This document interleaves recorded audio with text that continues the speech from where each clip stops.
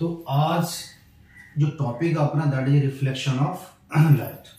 पहले भी बना है टॉपिक, बट एक बार फिर से हम लोग नया करते हैं। पहला जो हम लोग सीखने वाले हैं ये वो रिफ्लेक्शन का मतलब क्या होता है, इस वर्ड को सीखेंगे। क्योंकि रिफ्लेक्शन ऐसा नहीं कि सिर्फ लाइट की होती है। रिफ्लेक्शन आप फिजिक्स में देखो और भी जगह ये वर्ड अपने को सुनने को मिलेगा। तो सबसे पहले हम लोग ये क्लियर करें कि रिफ्लेक्शन क्या है। तो रिफ्लेक्शन क्या है तो समझते हैं। सपोज करो मेरे पास एक सरफेस है। कैसा सरफेस? किसी भी तरह का सरफेस, अगर ये ट्रांसपेरेंट हो सकता है, ओपैक हो सकता है, किसी भी तरह का कोई सरफेस है मेरे पास, सिंपल एक सरफेस है।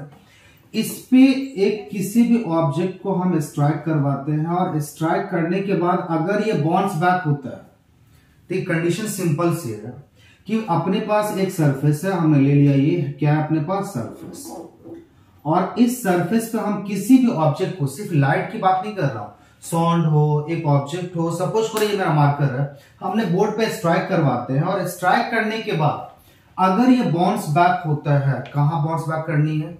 जिस मीडियम से चल के आया था उसी मीडियम पे। मतलब आप ये बात नहीं बता रहे हो कि सर जहां से चला था एग्जैक्टली उसी जगह पे, कहां से स्टार्ट हुई थी अपनी जर्नी? ए से।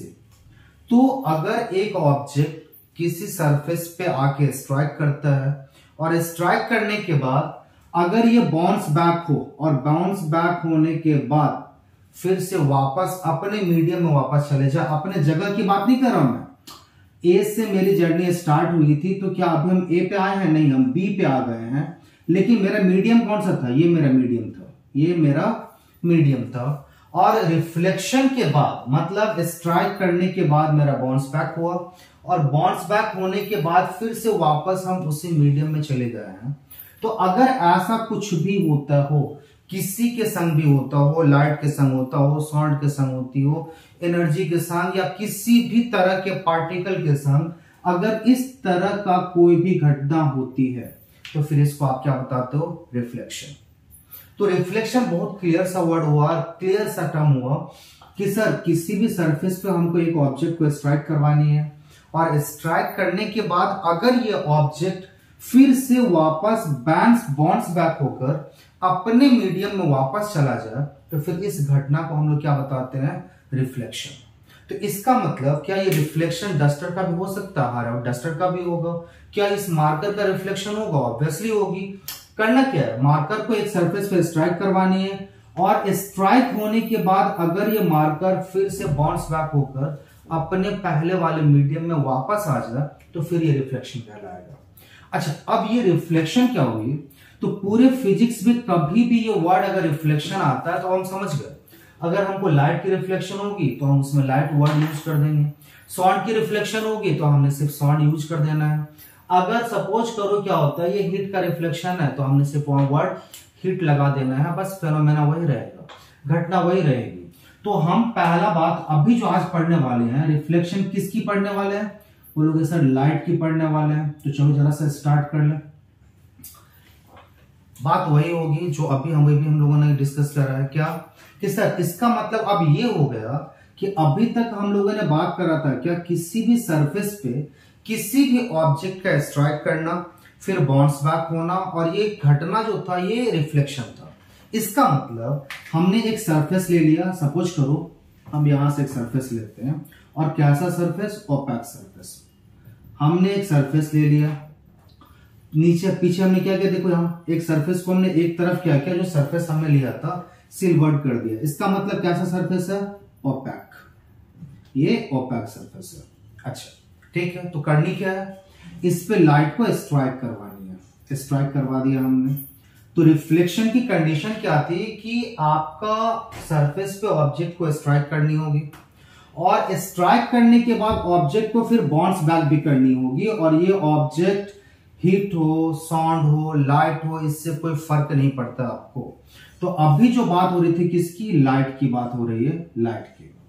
तो आपने बोला क्या कि सर अभी जो बात हुई, ये बात ये हुई कि सर सरफेस पे मेरा लाइट स्ट्राइक करा, स्ट्राइक करने के बाद बाउंस बैक हो गया, और इस घटना को हमने क्या बोला? पूरी तरह से क्या बोला? Reflection of light. क्योंकि इस बार हमने लाइट को इन्वॉल्व किया है इसीलिए इस टर्म्स को क्या हम लोग, इस बात को हम लोग क्या बताएंगे, रिफ्लेक्शन ऑफ लाइट। अगर आपको डेफिनेशन लिखनी हो तो डेफिनेशन भी आप इसी तरह से लिखेंगे, क्या, बाउंसिंग बैक ऑफ लाइट। क्या हो गया, ये बाउंस बैक हुआ है, बाउंस बैक मतलब टकराया और फिर से वापस उछल के भागा फिर से। सो क्या लिखा आपने डेफिनेशन में, bouncing back of light, bouncing back of light, back of light. लेकिन आप एक चीज तो क्लियर करो सर, आप बाउंस बैक तो हुआ कब, आफ्टर स्ट्राइकिंग ए सरफेस। लिख दीजिए जरा सब, after striking a surface, after striking a surface. और कहा गया, to the medium from where it had travel, not to the same point from where it had travel. उस पॉइंट पे नहीं गया लेकिन उस मीडियम में फिर से वापस चला गया, तो उसी बात को फिर हम यहां लिख देंगे। So bouncing back of light after striking a surface to the medium, to the medium from where it had travel, medium from where it had travelled, where it had traveled is called reflection। इसको आपने क्या बताया, reflection. तो मतलब definition की अगर बात हो तो डेफिनेशन समझ में आ गया। अच्छा, अब अगर सपोज करो अगर लाइट ना होता, यहां पर अगर हमने साउंड लिख दिया होता, रिफ्लेक्शन ऑफ साउंड, इको को क्या बोलते हैं, echo is the same phenomena, तो वहां डेफिनेशन क्या होगी। So bouncing back of sound, आपने लाइट लिखे हो ना, देखो रिफ्लेक्शन एक बार में खत्म कर जाओ पूरा। अगर आप लाइट लिखे हो, लाइट की रिफ्लेक्शन थी, आपने लाइट लिखना है। अगर साउंड की रिफ्लेक्शन होती तो आपने साउंड लिख देते। अगर बोले सर अगर किसी और चीज की रिफ्लेक्शन होती तो बाउंसिंग बैक होती, तो आपने सिर्फ एक वर्ड यहां लिखना है, अलग करना है, बाकी सारा डेफिनेशन सब कुछ वर्ड जितना भी आपने लिख रखा है, बाकी चीजें सब कुछ ऐसे ही रहेंगी। अच्छा, अब आते क्या है सर, रिफ्लेक्शन तो आपने करवा दिया, अब कुछ टर्म्स देखिए जरा सा। हुआ क्या था कि आप पहले एक रे ऑफ लाइट को एक पर्टिकुलर पोजीशन से सरफेस पे स्ट्राइक करवाया था, तो ये हमने सरफेस पे क्या किया, स्ट्राइक करवाया। तो जो रे हम सरफेस पे स्ट्राइक करवाते हैं, दैट रे इज कॉल्ड इंसिडेंट रे। इस रे को हम क्या बताएंगे, इंसिडेंट रे। अच्छी तरह समझ लीजिए। और इसके लिए अगर हमको डेफिनेशन देनी हो तो सिंपल सा डेफिनेशन देंगे, रे of light that strike on a surface. Definition भी संग संग हम लिखते चले जाते हैं, रे of light that strike on a surface, light that strike on a surface, strike on a surface is called incident ray, incident ray. अच्छा, एक चीज और, अगर किसी को थोड़ी सी अगर राइटिंग समझने में प्रॉब्लम हो तो मतलब संग संग हम बता भी तो रहे हैं, और आप थोड़ा सा वीडियो में अगर प्रॉपर विजन नहीं आता है तो आप रेजोल्यूशन थोड़ा सा बढ़ा लेना, प्रॉपर फिर दिखना स्टार्ट हो जाएगा। तो ये तो अपने पास इंसिडेंट रे पहला हमने बात कर लिया। बोले कि सर रे ऑफ लाइट हमने जो स्ट्राइक करेंगे किसी भी मीडियम पे, that is called incident ray. Very good.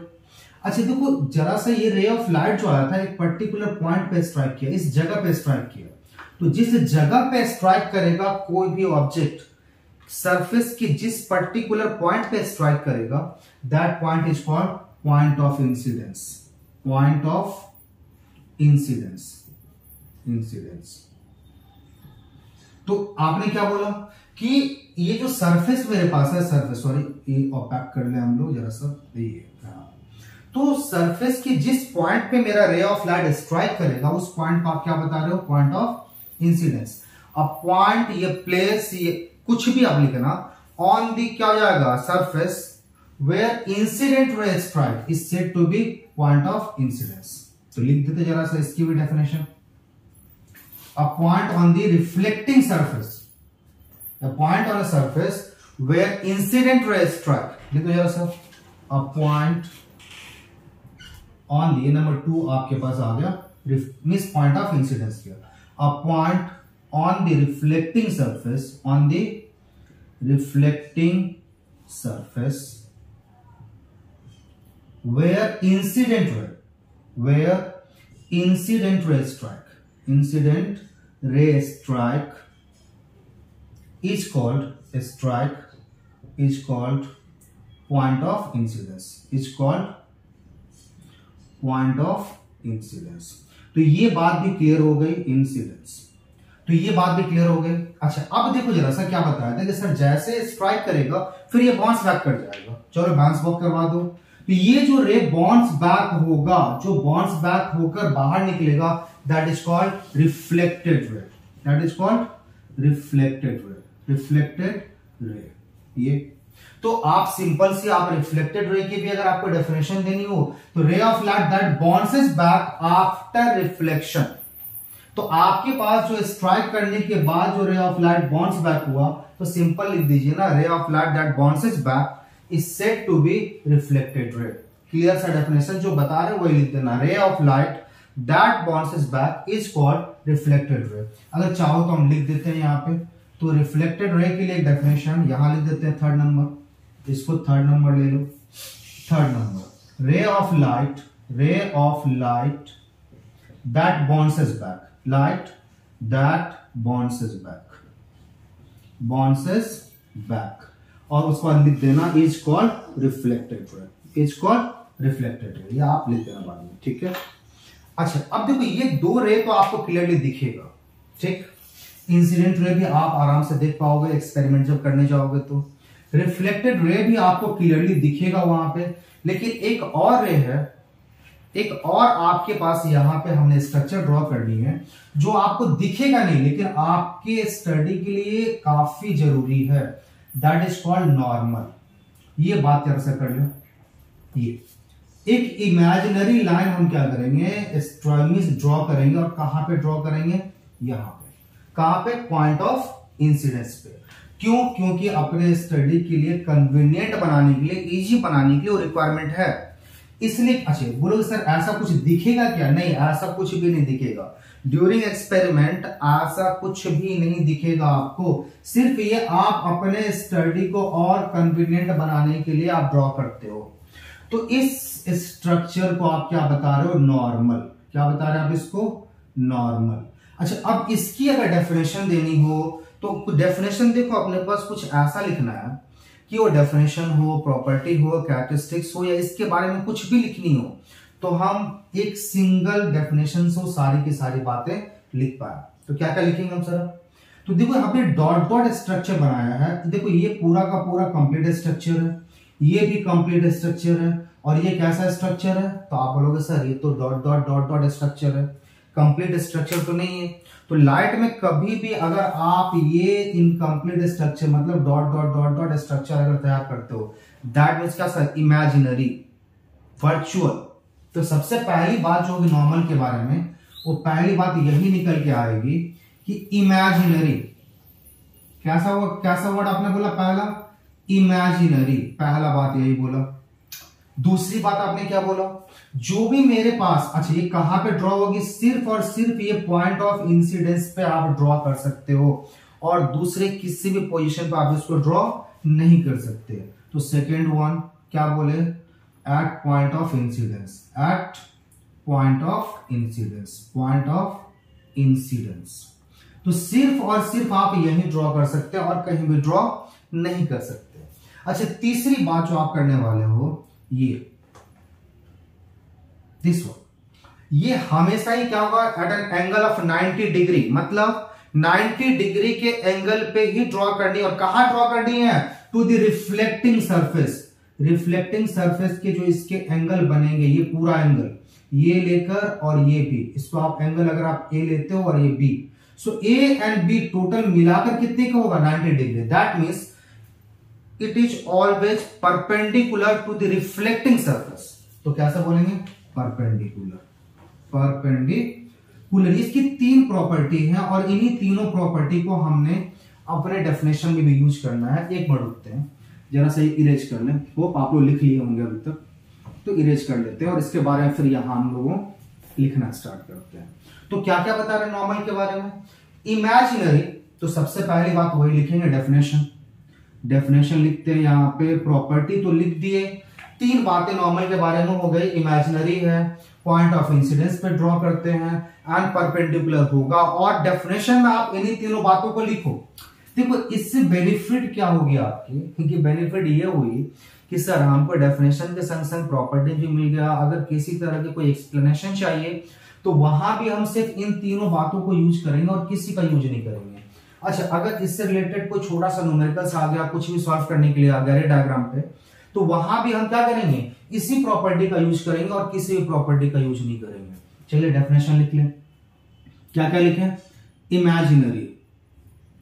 Imaginary perpendicular line, perpendicular, yes ये perpendicular line drawn at the point of incidence, drawn at the point of incidence, point of incidence,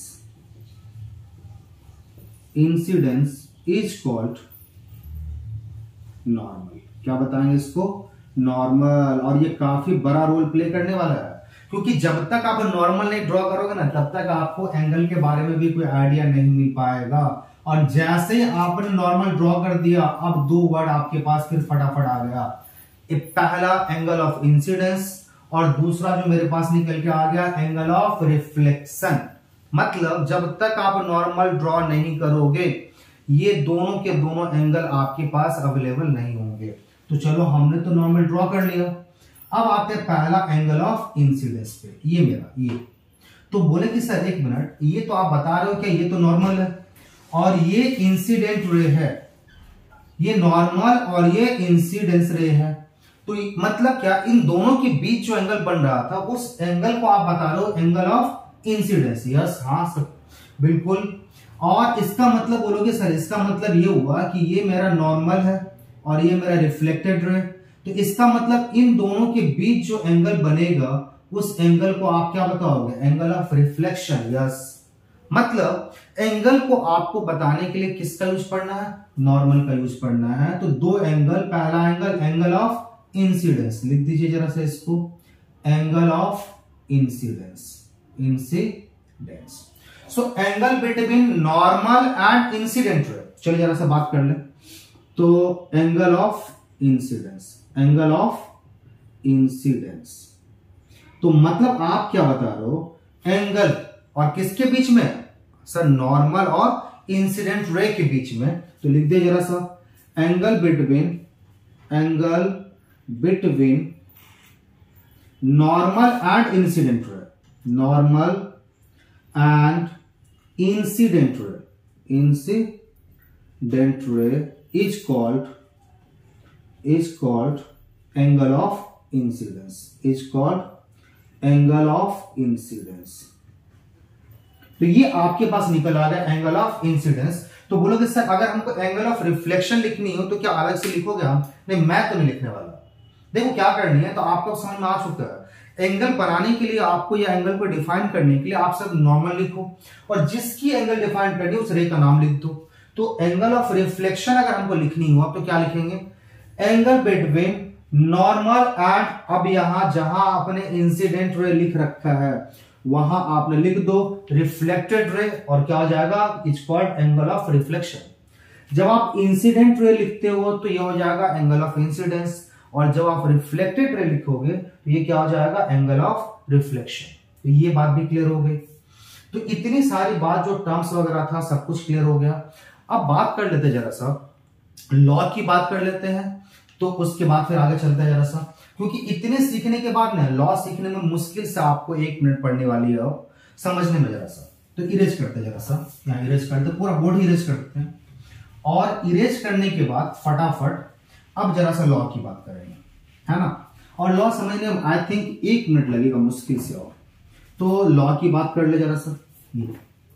so laws of reflection of light, laws of reflection of light, reflection of light. तो इसका मतलब sir law तो आप बताएंगे, पहले reflection करवा लें क्या? यस। तो एक डायग्राम बना लेते छोटा सा। ये मेरा सरफेस आ गया, कैसा? ओपैक सरफेस आ गया। हमने एक रे ऑफ लाइट इंसिडेंट करवा दिया, हमने एक रे ऑफ लाइट रिफ्लेक्ट करवा दिया। ये लीजिए जरा सा, ये हमने, अच्छा एरो देना, एरो का साइन देना कंपलसरी है। जब भी देखो एक, हमेशा काफी हम लोग मिस्टेक कर जाते हैं कि जब भी हम लोग रे डायग्राम बनाते हैं तो एरो का साइन देना भूल जाते हैं कभी कभी, तो आप ये गलती मत करना क्योंकि मार्क्स क्या हो जाएगा, डिडक्ट हो जाएगा दिस वन। अच्छा, अब ये क्या कर रहे हैं, आप नॉर्मल ड्रॉ कर रहे हैं, ये कर लीजिए, ठीक। तो ये मेरा था इंसिडेंट रे, ये रिफ्लेक्टेड रे, और ये क्या था, नॉर्मल। ये क्या था, एंगल ऑफ इंसिडेंस, और ये क्या है, एंगल ऑफ रिफ्लेक्शन। तो इतनी सारी आप जब डायग्राम बनाओगे तो इतनी सारी चीजें, और ये क्या था, point of incidence, point of incidence. चलिए पहला ला। अच्छा ये देखो जरा सा, ये मेरा क्या है, इंसिडेंट रे, ये क्या मेरा रिफ्लेक्टेड रे, और ये क्या ड्रॉ किया हुआ है, बोलोगे सर नॉर्मल है। आप देखोगे ये सारे के सारे चीजें कहां पे, इंसिडेंट रे किस जगह पे, यहां पे, रिफ्लेक्टेड रे सर ये भी यहां पे, नॉर्मल कहां पे सर, नॉर्मल भी सेम पॉइंट पे। तो that is the first law of reflection of light, क्या, incident ray, reflected ray and normal to the point of incidence. Yes देखो, नॉर्मल जब भी आप बात करोगे ना, वो आपको बताना पड़ेगा कि नॉर्मल आपने कहां ड्रॉ कर रखा है, पॉइंट ऑफ इंसिडेंस पे ड्रॉ कर रखा है। तो क्या क्या बोले फर्स्ट फॉर्म में, incident ray, reflected ray and the normal to the point of incidence all lies on the same point on the same surface. ये सारे के सारे देखो एक पॉइंट पे हैं और एक ही सरफेस पे हैं, यही आपका फर्स्ट लॉ है। तो फर्स्ट लॉ क्या हो गया, incident ray, incident ray, reflected रे, दूसरा क्या आ गया, रिफ्लेक्टेड रे, है ना, तीसरा and normal, and normal to the point of incidence. Yes, normal के संग हमेशा बता रहे हैं कि आप पॉइंट ऑफ इंसिडेंस जरूर लिखिएगा, normal to the point of incidence, to the point of incidence all lies on the all same on the same point on the same surface, on the same surface। तो मतलब ये आपके पास क्या हो गया, पहला law, this is the first law of reflection. Hope समझ गए होंगे। अब आते जरा सा सेकेंड लॉ की बात कर लो। तो सेकेंड लॉ बस थोड़ा सा लिखना है, क्या कि एंगल ऑफ इंसिडेंस की जो वैल्यू होगी हमेशा ये किसके इक्वल होगी, और एंगल ऑफ रिफ्लेक्शन की जो वैल्यू होगी ये दोनों की दोनों वैल्यू हमेशा कैसे होगी, इक्वल होगी।